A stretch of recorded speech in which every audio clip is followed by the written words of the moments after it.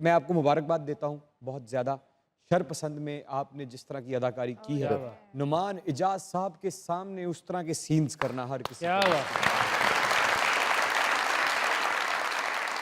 अब आप हमारे शो पर आए हैं, यहाँ मौजूद हैं, हमने बड़े दिल से देखा, आपके फैंस ने शरपसंद बहुत दिल से देखा और एक सीन आपका नुमान इजाज साहब के साथ था जी। अगर वो सीन आज आप सामने वाले कैमरे में लाइव नहीं करेंगे तो जितने लोग लाइव इस वक्त टीवी पर बैठे हुए या यूट्यूब पर पाकिस्तान से बाहर इस शो को देख रहे हैं तो उनका दिल टूट जाएगा। और मजाकरात सिर्फ इसलिए बनाया गया है कि लोगों के दिल ना टूटे, और अगर किसी दिल में दरार पड़ गई है तो मजाकरात के सीमेंट से वो दरार बढ़ के उस दिल को ठीक कर दिया जाए। तो आज अपनी अदाकारी से वो दिल जोड़ दिया जाए। खड़े हो गए सामने वाला कैमरा। नुमान इजाज कौन बनेगा? वो तो कोई नहीं बन सकता। वो तो कोई नहीं बन सकता। हाँ। एक क्यों आप दें मुझे कि एक बेटी की बर्बादी बर्दाश्त कर लिया तो दूसरी की भी कर सकता हूं।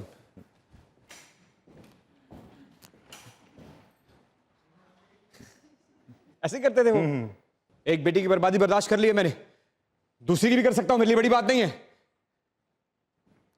क्या हमाद ने ईमान को तलाक दे दी?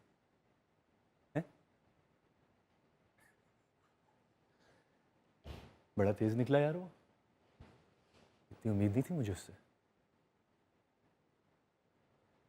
पता है क्या, ये आग तुमने और तुम्हारी बेटी ने लगाई थी फरासत अली खान। मैं सिर्फ इस आग का रुख तुम्हारी तरफ मोड़ रहा हूं। पहले हम जलकर राख हुए, अब तुम्हारी बारी है, लेकिन तुम्हें बड़ी देर तक जलाऊंगा मैं। इतनी जल्दी राख नहीं होने दूंगा।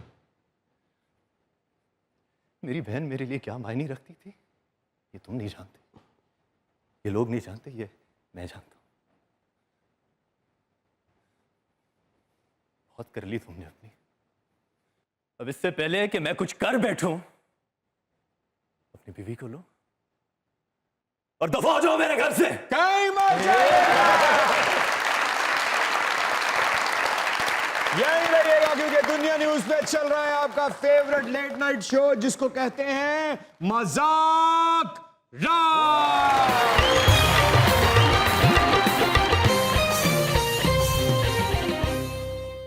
Welcome back to Muzakarat. क्या बात है।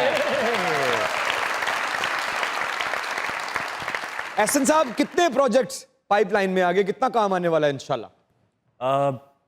इस वक्त करंटली मैं जब से आया हूँ मैं सबसे ज़्यादा काम इस वक्त कर रहा हूँ, thankfully by the grace of God. एक प्रोजेक्ट चल रहा है ऑन एयर है, ए दिल आज़मा नहीं, और एक बड़ा अलग जॉनरा का प्रोजेक्ट आने वाला है जिसका टीजर कल परसों मैंने देखा भी है। हाँ, शहजाद शेख साहब के साथ। शहजाद शेख साहब के साथ वजात रऊफ साहब ने डायरेक्ट किया, and something very gritty dark crime oriented. Okay. और उसके लिए मैं बड़ा एक्साइटेड हूँ क्योंकि कुछ अलग करने का मौका मिला है। बहुत से लोग ये बात सोचते हैं और बहुत से लोग तो इस बात पे यकीन भी करते हैं, हाँ, और पता नहीं ऐसा हुआ भी है शायद कि आप बड़े प्रिविलेज्ड हैं क्योंकि पाकिस्तान की एक बहुत बड़ी हीरोइन साहिबा जी, पाकिस्तान के एक बहुत बड़े हीरो रैम्बो साहब, आप उनके साहबजादे हैं। इसलिए ये जितना भी काम आप कर रहे हैं आपके लिए बड़ी आसानी हुई ये काम हासिल करने में, इस काम के उसूल के लिए आपको बहुत आसानी हुई। क्या ये बात सच है जब आप लाहौर से कराची गए या जो आपने पहली दफा ड्रामा किया हीर दा हीरो, उसमें जो आपका रोल था वो एक सपोर्टिंग रोल था और बड़ा नॉर्मल सा रोल था? अगर आपके वालिदैन ने आपके लिए कोशिश करनी थी या सिफारिश करनी थी या उनकी सिफारिश पे आपको काम मिलना था तो आपने एक छोटा सा रोल ही क्यों मुंतखब किया? और फिर जब आप कराची गए, जितने ड्रामे कर रहे हैं इसमें आपके वालिदैन ने जब फोन किया प्रोडक्शन हाउसेस में तो आपको आसानी से काम मिल गया? क्या ये बात सच है? आप पे बहुत ज्यादा बात की जाती है। ऐसा कहते हैं लोग। मैं बड़ी पर्सनल बात कर रहा हूँ आपसे, लेकिन क्या करूँ, मैं भी एक अदाकार हूँ, मैं भी बहुत मेहनत करके आया हूँ, मेरा ये सवाल करना आपसे बनता है। अगर लोग ऐसा सोचते हैं तो मैं फर्स्ट ऑफ ऑल मैं हर्ट नहीं होता, क्योंकि जो भी ऐसी बात करता है वो बहुत कम नॉलेज के साथ कर रहा है। उसने देखा नहीं है कि मेरी लाइफ कैसी रही है, वो बिहाइंड द कैमरा तो देखते नहीं है क्या होता है। तो क्या आप जब हीर दा हीरो करने के बाद लाहौर से कराची शिफ्ट हुए तो आपके वालिदैन के कहने पे आपको काम नहीं मिला? नहीं, बिल्कुल नहीं। इनफैक्ट हीर द हीरो में मेरा किरदार ऐसा था, जैसे कि आपने जिक्र किया, कि वो ना भी लिखा होता तो कोई इम्पैक्ट ना होता ड्रामे पे।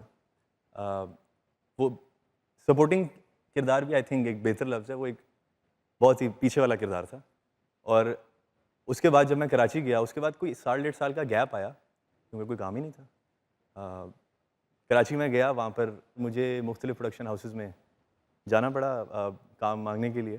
काम मांगने के लिए? काम मांगने के लिए ऑब्वियसली। और जब मैं गया तो कईयों ने रिस्पेक्ट तो बहुत दी, लेकिन फॉर अ गुड 4-5-6 मंथ्स काम कोई नहीं था। तो मैं बस गेस्ट हाउस में बैठा हुआ था अपने, और दीवाने देखता था, सोचता था कि कल क्या करूँगा, कैसे टाइम गुजारूँगा।